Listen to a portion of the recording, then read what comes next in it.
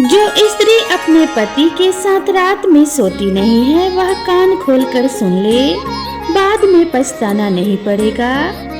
जो स्त्री अपने पति के साथ शयन कक्ष में सोती नहीं है या अपने पति को साथ में नहीं सोने देती तो उनको बाद में पछताना ही पड़ता है। ऐसा क्यों होता है और वह बाद में क्यों पछताती है? वैसे तो यह बताया गया है कि पति पत्नी को अलग ही सोना चाहिए, लेकिन आप यह सुनकर बड़े ही आश्चर्य में पड़ गए होंगे कि क्या ऐसा भी जरूरी है कि पति पत्नी साथ में ही सोएं, अलग ना सोएं? तो चलिए जानते हैं इस कहानी के माध्यम से। एक समय की बात है, देव ऋषि नारद नारायण नारायण का जाप करते हुए पृथ्वी लोक का भ्रमण कर रहे थे। तभी उन्होंने देखा कि एक आदमी काफी तेजी से जंगल की तरफ रात्रि में चला जा रहा था। देव ऋषि नारद उस आदमी को देखकर आश्चर्यचकित हो गए और सोचने लगे कि इतनी रात में हर कोई अपने अपने घर में घोर निद्रा में सो रहा होगा, लेकिन यह आदमी जंगल की तरफ रात्रि में क्या करने जा रहा है और कहाँ जा रहा है? ऐसा सोचते हुए देव ऋषि नारद उस व्यक्ति का पीछा करने लगते हैं और वह आदमी आगे आगे जा रहा था और देव ऋषि नारद उस आदमी का पीछा करते करते आकाश मार्ग से होते हुए उसके पीछे पीछे जा रहे थे। कुछ देर बाद वह आदमी उस जंगल में एक झोपड़ी बनी हुई थी, उस झोपड़ी के पास पहुंच जाता है, जहां पर एक अत्यंत सुंदर स्त्री झोपड़ी के बाहर खड़ी हुई थी। देखने में वह बहुत ही सुंदर थी। वह स्त्री उस आदमी को आते हुए देखकर कहती है कि हे स्वामी, काफी देर से मैं तुम्हारा इंतजार कर रही थी, आज आने में इतनी देर क्यों लगा दी? तब वह आदमी कहता है कि हे प्रिय, आज मेरी पत्नी काफी देर से सोई थी, इसीलिए आने में मुझे थोड़ा विलंब हो गया।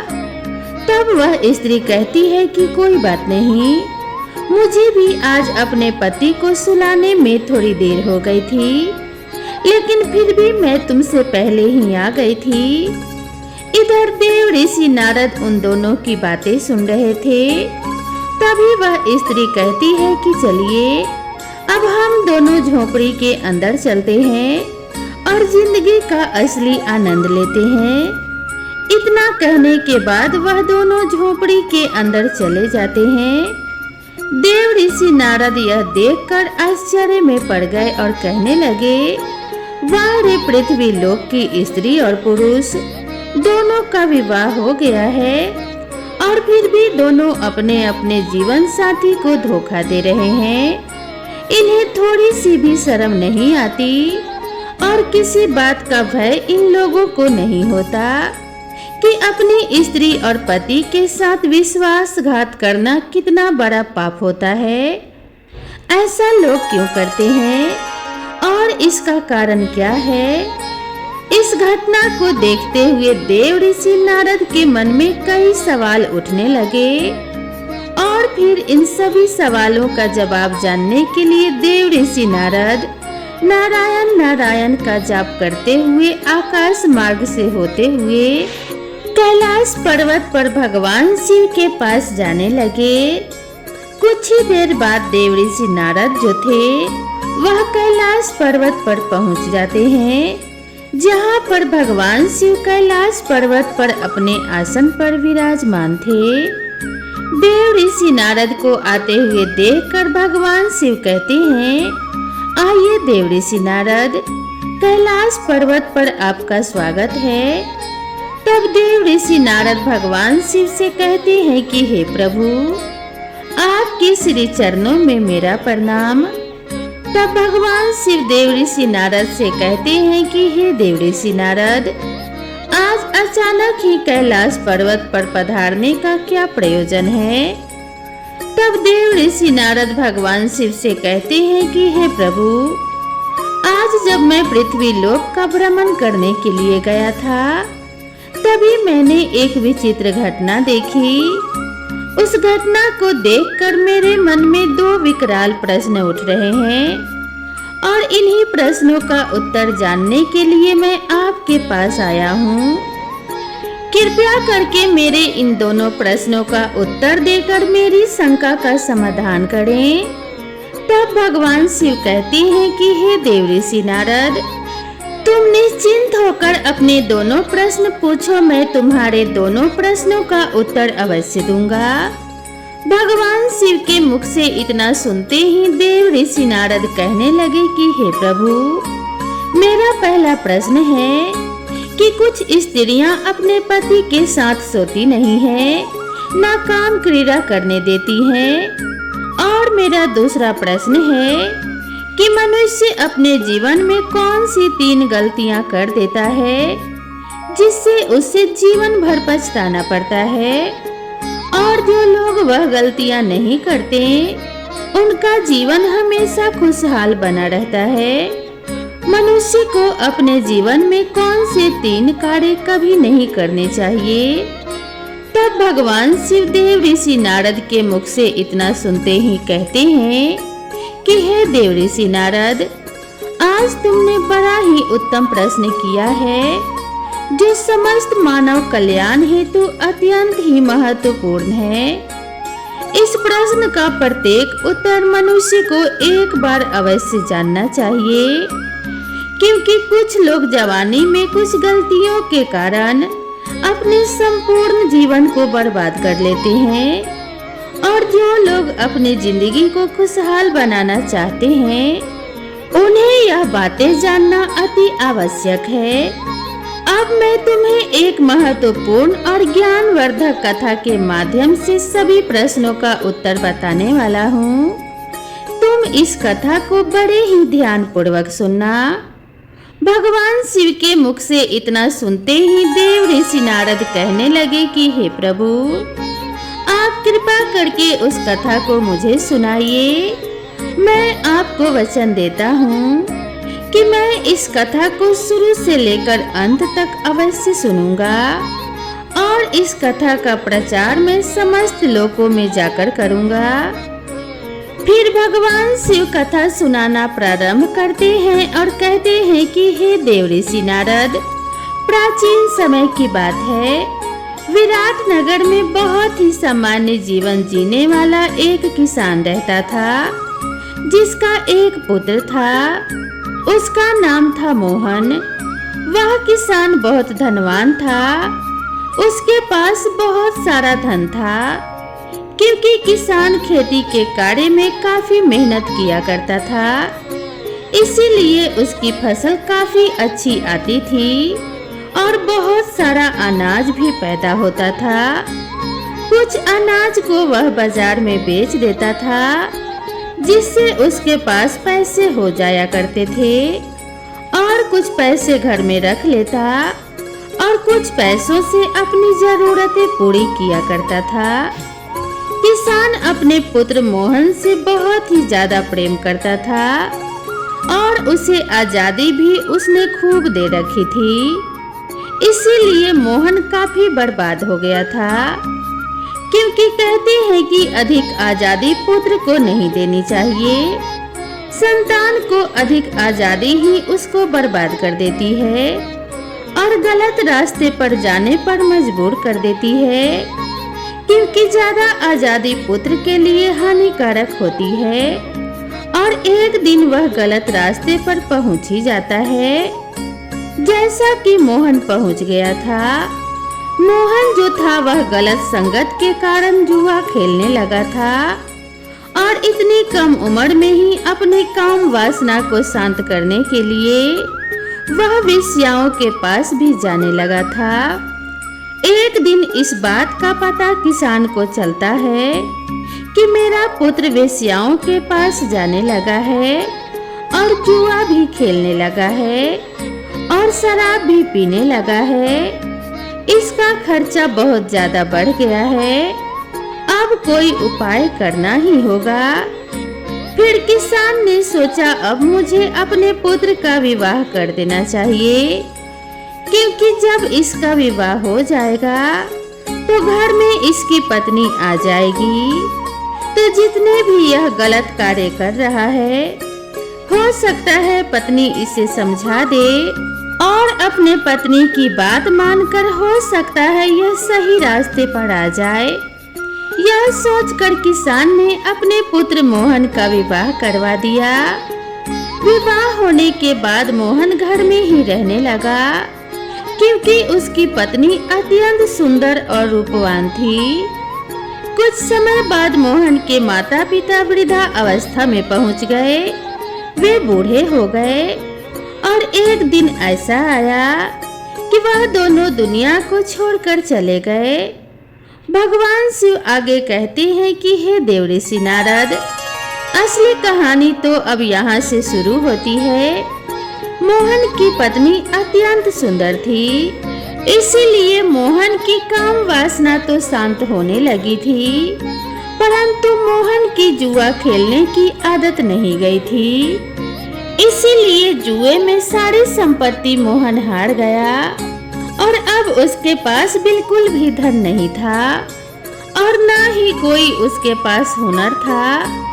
एक दिन उसकी पत्नी ने कहा, अब तो हमारे घर में खाने तक को कुछ नहीं है, तुम यहाँ के राजा के पास चले जाओ और वहाँ कोई नौकरी ढूंढ लो ताकि हम अपने जीवन का गुजारा कर सकें। भगवान शिव कहते हैं कि हे देव ऋषि नारद, समझने वाली बात यह है कि अगर कोई व्यक्ति राजा के पास नौकरी मांगने के लिए जाता है तो राजा पहले उससे पूछता है कि तुम क्या कर सकते हो। अगर तुम्हारे पास कोई अच्छा हुनर है तो तुम्हें नौकरी भी दे देंगे या किसी भी कार्य पर रख लेंगे, और अगर तुम्हारे पास कोई हुनर नहीं है तो तुम्हें बेकार आदमी समझकर वहां से निकाल देंगे। हे देव ऋषि नारद, इंसान की कला ही उसकी पहचान होती है और मोहन के पास तो कुछ भी नहीं था, न धन था और न ही उसके पास कोई हुनर था। इसीलिए वह अपने जीवन के एक ऐसे मोड़ पर पहुंच गया था जहां पर इंसान का केवल पछतावा ही बचता है। उसके 2 पुत्र भी हो गए थे, उनका विवाह भी करना था। पैसे की बहुत ही ज्यादा जरूरत थी और मोहन के पास फूटी कौड़ी तक नहीं थी। घर चलाना भी मुश्किल होने लगा था। मोहन दाने दाने के लिए मोहताज होने लगा। मोहन अपने शरीर की शक्ति को पूरी तरह से बर्बाद कर चुका था। एक दिन मोहन काम के भाव से अपने पत्नी के पास गया। तब उसकी पत्नी बोली, इस संसार में इंसान का सबसे बड़ा सुख केवल काम वासना ही नहीं होता है, बल्कि जरूरतमंद लोगों की मदद करना भी होता है। और जो लोग काम वासना के चक्कर में अंधे हुए हैं वह सभी बर्बाद ही हुए हैं। आगे मोहन की पत्नी कहती है कि हे स्वामी, अब मैं तुम्हें 3 गलतियां जो बताने जा रही हूँ उन्हें बहुत ही गौर से सुनना, क्योंकि मनुष्य ये 3 गलतियां कर बैठता है। कुछ लोग अनजाने में करते हैं तो कुछ लोग जानबूझकर कर बैठते हैं, और जो लोग ये गलतियां कर बैठते हैं वे बाद में पूरी तरह से बर्बाद हो जाते हैं। सबसे पहली गलती ये है, जो अपने जीवन के शुरुआती दिनों में अच्छी शिक्षा और हुनर नहीं सीखते तो अपने जीवन और करियर में कई तरह की दिक्कतों का सामना करते हैं। आपकी यही गलती आपको जीवन भर परेशान कर सकती है। दूसरी गलती ये है कि कार्यों को टालने की आदत। अगर आप अपने जवानी के दिनों में किसी भी काम को करने में आनाकानी करते हैं और उस समय का सही तरीके से इस्तेमाल नहीं करते हैं, तो ऐसा करने की वजह से आगे चलकर आपको अपने लक्ष्य को हासिल करने में बहुत ही ज्यादा परेशानी हो सकती है। तीसरी और सबसे बड़ी गलती ये है गलत संगत में रहना।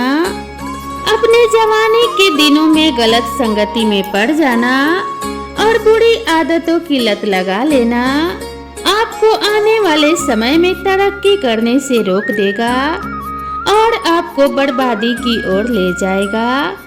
और सबसे जरूरी बातें यह है कि सेहत का ध्यान न रखना। अगर आप जवानी के दिनों में अपनी शारीरिक और मानसिक सेहत का ध्यान नहीं रखते हैं तो समय में आगे चलकर आपको कई तरह की बीमारियां भी हो सकती है। इसीलिए अपनी सेहत का विशेष ध्यान रखना अति आवश्यक होता है।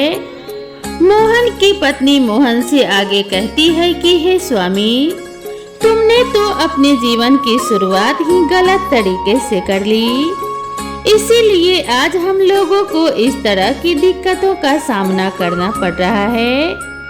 अब मैं तुम्हारे साथ काम क्रीड़ा नहीं करना चाहती हूँ और ना ही तुम्हारे साथ सोना चाहती हूँ और ना ही तुम्हें अपने साथ सुलाना चाहती हूँ। अब हम दोनों की उम्र भी आधी से ऊपर हो गई है। अब मैं भगवान की सेवा करना चाहती हूँ। भगवान हम लोगों की सहायता अवश्य करेंगे। अब यही समय है आत्मा को परमात्मा से जोड़ने का। बाल्य अवस्था यानी जवानी तक लोगों का जीवन ब्रह्मचारी होता है। ब्रह्मचारी के बाद लोग विवाहित जीवन में आते हैं और अपने गृहस्थाश्रम की शुरुआत करते हैं। विवाहित जीवन में आने के बाद लोग पुत्र की कामना करते हैं। पुत्र होने के बाद लोग बहू की कामना करते हैं। फिर बूढ़े हो जाते हैं और फिर उस ब्रह्मचारी जीवन में वापस चले जाते हैं जहाँ से विवाहित जीवन में आए थे।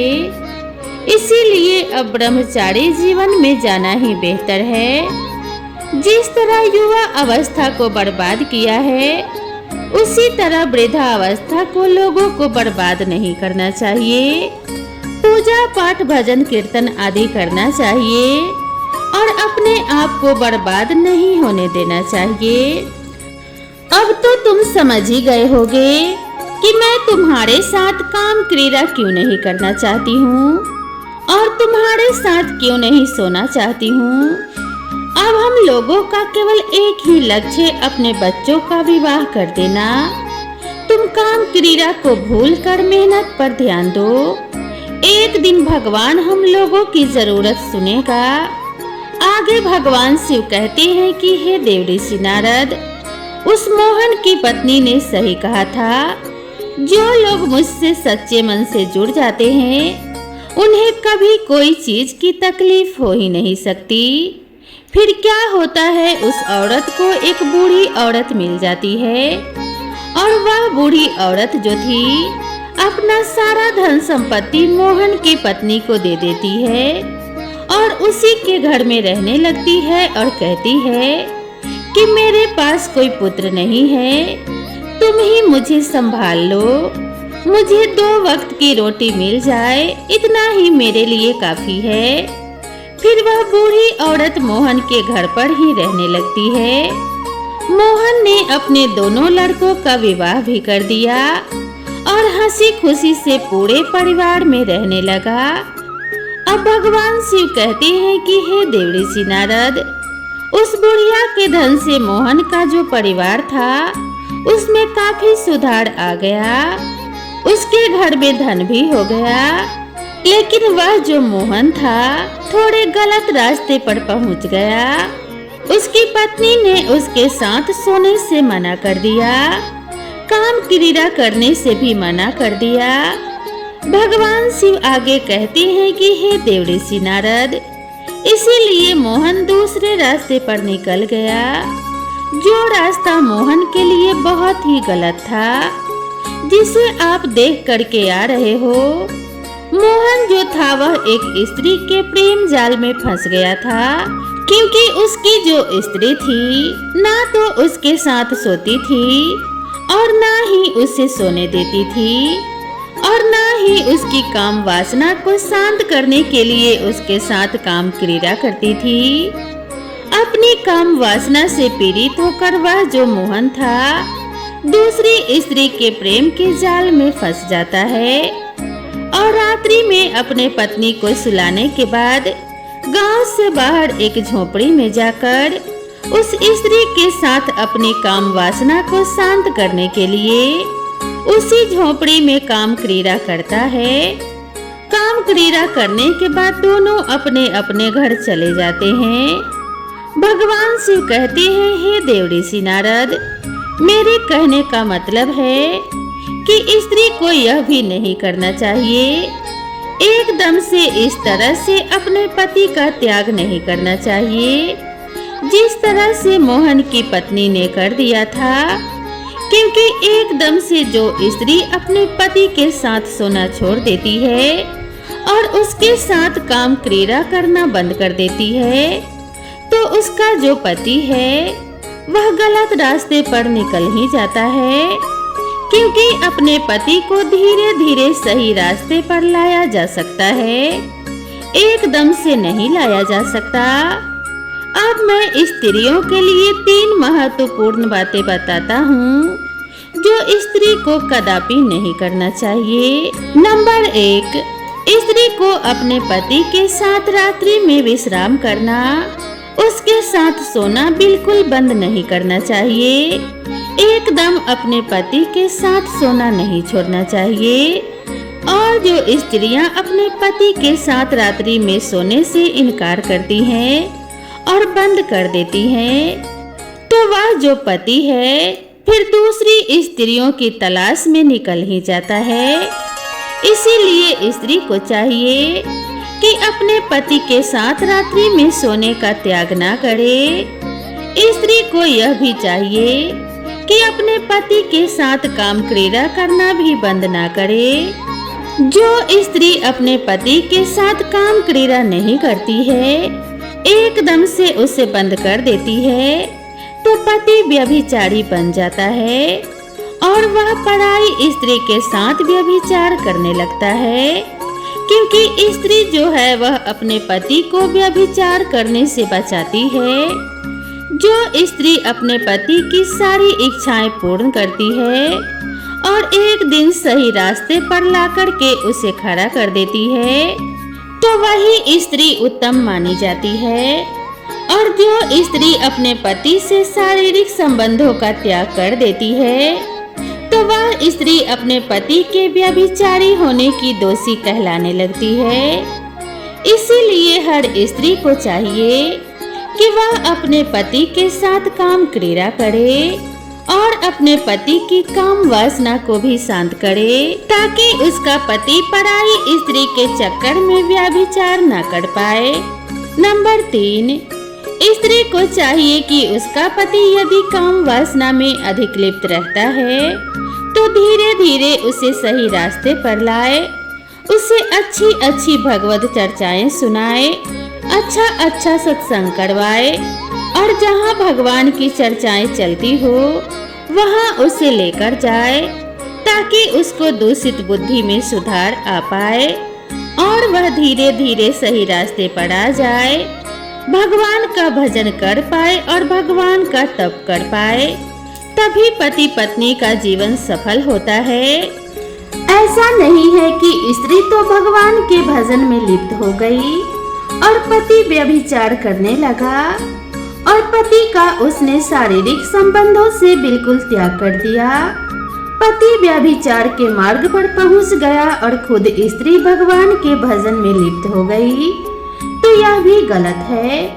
क्योंकि पति पत्नी जो होते हैं वह जिंदगी रूपी गाड़ी के दोनों पहिए होते हैं और एक पहिया जो होता है वह अगर रास्ते से बाहर निकल जाता है तो गाड़ी चलने में झटका लगता है और गाड़ी ठीक से नहीं चल पाती और पति पत्नी ही जिंदगी की गाड़ी को खींचकर आगे बढ़ाते हैं। इसीलिए स्त्री को चाहिए कि हर तरह से अपने पति की इच्छाएं पूर्ण करते हुए उसे सही रास्ते पर लाकर के खड़ा कर दे।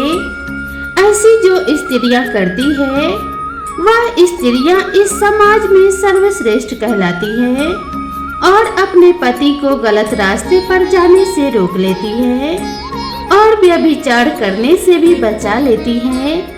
ताकि अपने साथ साथ अपने पति का भी कल्याण कर सके। भगवान शिव कहते हैं कि हे देव ऋषि नारद, अब तो तुम जान ही गए होगे कि जिस पुरुष को आप देख करके आ रहे हो, उस झोपड़ी में स्त्री के साथ जो काम क्रीड़ा में लिप्त था वह मोहन ही था।